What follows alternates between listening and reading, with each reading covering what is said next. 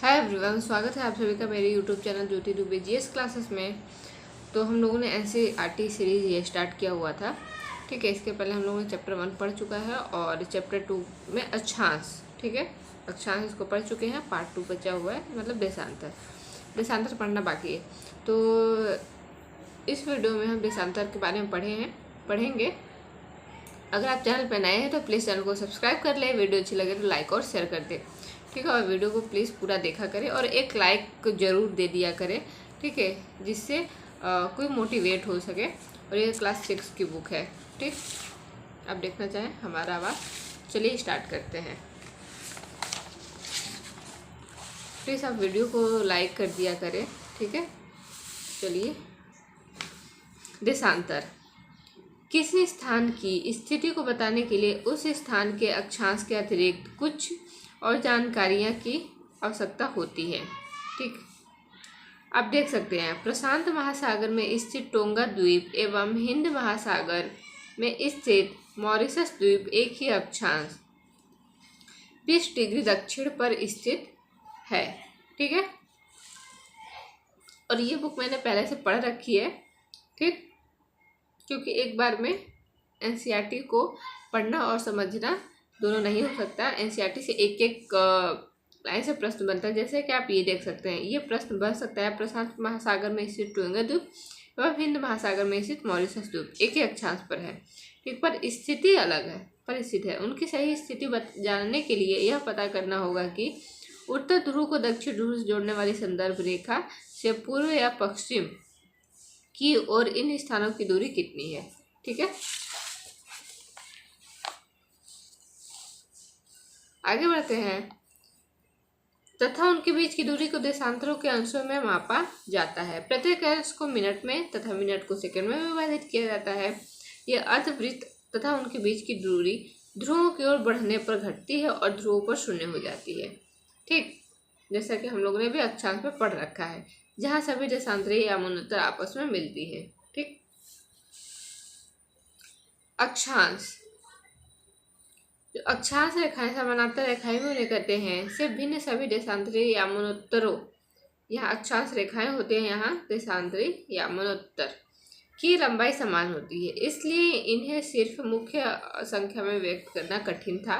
तब सभी देशों ने निश्चित किया कि ग्रीनविच, जहाँ ब्रिटिश राज्य की वेधशाला स्थित है, से गुजरने वाली यामानोत्तर से पूर्व और पश्चिम की ओर गिनती शुरू की जाए, ठीक।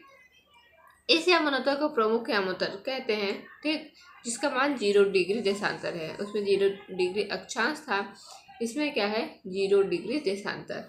तथा यहाँ से हम 180 पूर्व या 180 पश्चिम तक गणना करते हैं, ठीक। प्रमुख यामानोत्तर तथा 180 डिग्री यामानोत्तर मिलकर पृथ्वी को दो समान भागों पूर्वी गोलार्ध एवं पश्चिमी गोलार्ध में विभक्त करती है। इसलिए किसी स्थान के देशांतर के आगे पूर्व के लिए अक्षर पु, ये तो आप सभी को पता है, पश्चिम के लिए पल का उपयोग करते हैं, इसमें कोई नई बात नहीं है, ठीक है। अब ग्लोब पर अक्षांश रेखाएं एवं देशांतरी यामानोत्तरों के द्वारा बनी ग्रेड को देखो।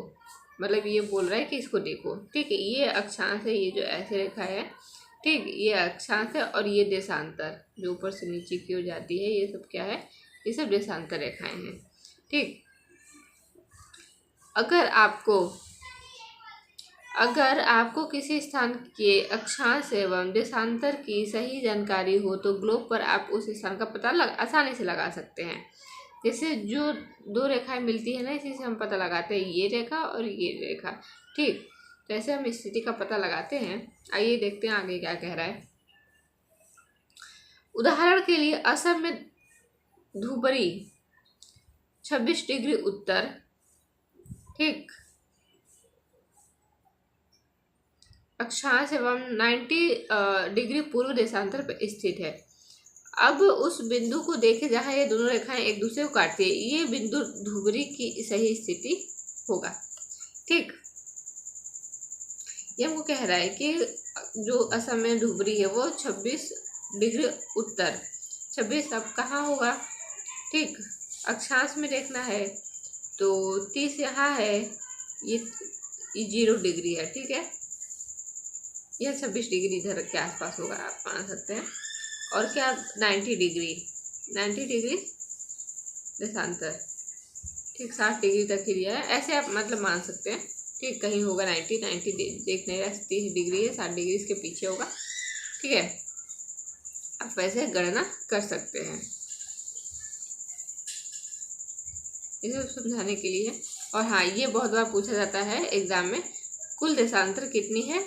180 प्लस 180 360। ठीक है, वही अक्षांश अगर पूछेगा तो 179 है, अक्षांश 179 है। और कैसे है?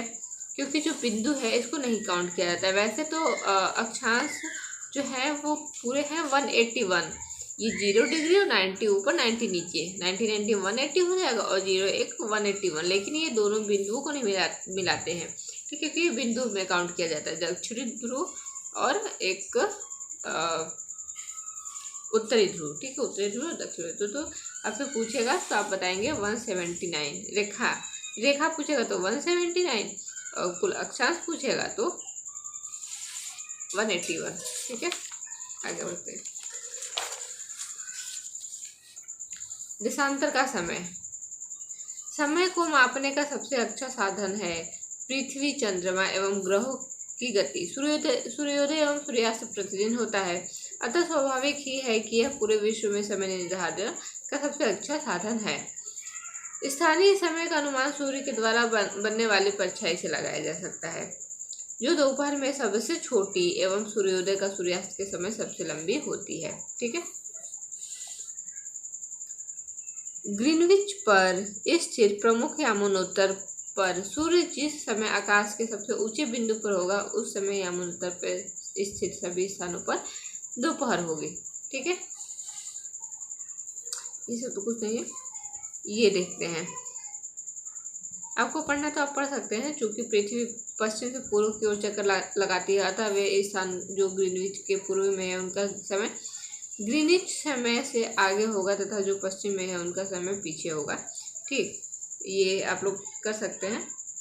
अब आगे देखते हैं जो इम्पोर्टेंट है। पृथ्वी लगभग 24 घंटे में अपने अक्ष पर 360 डिग्री घूम जाती है, अर्थात वह 1 घंटे में 15 मिनट तथा 4 मिनट में 1 डिग्री घूमती है।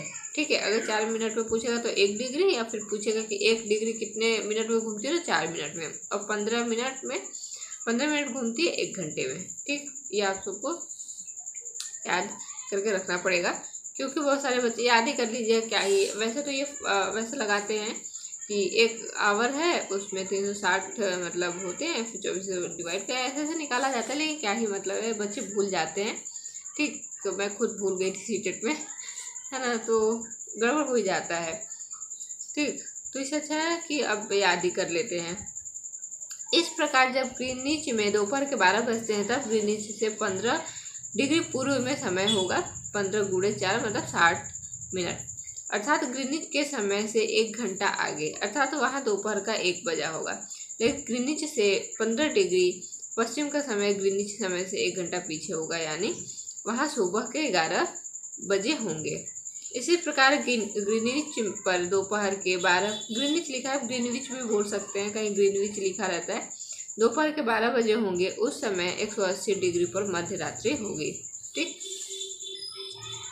किसी भी स्थान पर जब सूर्य आकाश में सब अपने उच्चतम बिंदु पर होता है, दोपहर में उस घड़ी में दिन के 12 बजते हैं। इस प्रकार घड़ी के द्वारा दिखाया गया समय उस स्थान का स्थानीय समय होगा।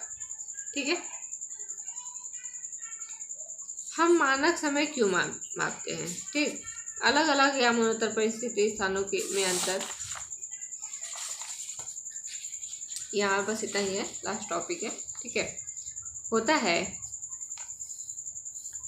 भारत में गुजरात के द्वारका तथा असम के डिब्रूगढ़ के स्थानीय समय में लगभग 1 घंटा 45 मिनट का अंतर होगा। इसलिए यह आवश्यक है कि देश के मध्य भाग से होकर गुजरने वाली किसी यमुनोत्तर के स्थानीय समय को देश का मापन मानक समय माना जाएगा। इस यमुनोत्तर रेखा के स्थानीय समय को पूरे देश का मानक समय माना जाता है। ठीक है, भारत में ये प्रश्न पूछा जाता है, आप इम्पोर्टेंट भी लगा सकते हैं। भारत में बयासी डिग्री पूर्व, ठीक है, 82 डिग्री 30 मिनट पूर्व को मानक यमुनोत्तर माना गया है। ठीक, इस यमुनोत्तर के स्थानीय समय को पूरे देश का समय माना जाता है। इसे भारतीय समय, भारतीय का मतलब पूछ रहा है तो भारतीय मानक समय के नाम से जाना जाता है। ठीक, आगे देखते हैं। आप चैनल पर बने रहे, ठीक है। बस थोड़ा सा ही है, 2 पैरा छोटा छोटा। कबीर भोपाल के निकट एक छोटे से नगर में रहता है। वह अपने मित्र आलोक से कहता है कि वे लोग आज रात्रि में नहीं सो पाएंगे। भारत एवं इंग्लैंड के बीच एक क्रिकेट मैच लंदन में 2 बजे अपराह्न में शुरू होगा। अर्थात भारत के समयानुसार मैच शाम के 7:30 बजे शुरू होगा तथा देर रात्रि में समाप्त होगा। ऐसे ऐसे, ठीक है। क्या आप जानते हैं कि भारत एवं इंग्लैंड के बीच समय में क्या अंतर होगा? भारत के ग्रीनविच के पूर्व 82.5 डिग्री पूर्व में स्थित रहता है। यहाँ का समय ग्रीनविच से 5 घंटा 30 मिनट आगे है। 5 घंटा 30 मिनट, ये नंबर भी आपको याद रखना है। कितने से, ग्रीनविच से कितने आगे है भारत का समय? 5.5 घंटा। इसलिए जब लंदन में दोपहर के 2 बजे होंगे तब भारत में शाम के 7:30 बजे होंगे। ठीक है। कुछ देशों का देशांतर विस्तार अधिक है, जिसके कारण वहाँ एक से अधिक मानक समय अपनाए गए हैं। उदाहरण के लिए रूस में 11 मानक समय अपनाया गया है। पृथ्वी को एक घंटे वाले 24 समय क्षेत्रों में बांटा गया है। इस प्रकार प्रत्येक समय क्षेत्र में 15 देशांतर तक क्षेत्र को घेरता है। ठीक है, ये हमारा चैप्टर नंबर 2 कंप्लीट हुआ। आई होप आप लोग को वीडियो अच्छी लगी हो। ठीक है, और एक छोटा सा जो हमारे क्लास 6 के बच्चों के लिए दिया हुआ है, हम लोग देख लेते हैं क्या है। ठीक, वैसे मैंने पहले कर रखा है। ठीक, प्रमुख यमुनोत्तर का मान क्या है बताएंगे? 0 डिग्री। शीत कटिबंध किसके नज़दीक पाया जाता है? आपको पता है कहाँ पाया जाएगा? ध्रुवों पर, क्योंकि ध्रुवों पर जो होती है वो सूर्य की किरणें ऐसे तिरछी पड़ती है। ठीक है, ऐसे। ठीक, तो वहाँ पर क्या होता है? शीत कटिबंध। उसके नीचे जो आता है वो शीतोष्ण या उपोष्ण आप बोल सकते हैं। शीतोष्ण वैसे लोग ज़्यादा बोलते हैं, और जो नीचे होता है वो क्या होता है? उष्ण कटिबंध, जो बीच का भाग होता है। ठीक, मध्य अक्षांश का। देशांतरों की कुल संख्या 360। दक्षिणी ध्रुव वृत्त स्थित है, दक्षिणी गोलार्ध में स्थित होगा, ऑब्वियस सी बात है। ठीक है, ग्रिड किसका जाल है आप ये बताएंगे। ठीक, ये मैंने आप लोगों को छोड़ के रखा है। मकर रेखा दक्षिणी गोलार्ध पर स्थित है। भारत का मानक यमुनोत्तर 82.5 डिग्री है। 0 यमुनोत्तर को प्रमुख यमुनोत्तर के नाम से भी जाना जाता है, और देशांतरों के बीच की दूरी ध्रुवों की ओर घटती है। ठीक है, क्योंकि आप अक्षांश को हम समानांतर भी कहते हैं। ठीक है, क्योंकि वो सीधी, वो जो मेजरमेंट होता है ना, ऐसे ये जा रहा है उसके फिर पूरा।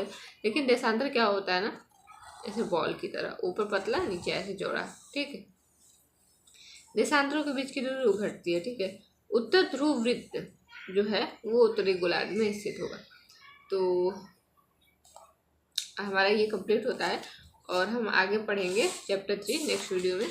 ठीक, और ये बहुत ही ज़्यादा इम्पोर्टेंट है ये चैप्टर, पृथ्वी की गतियाँ।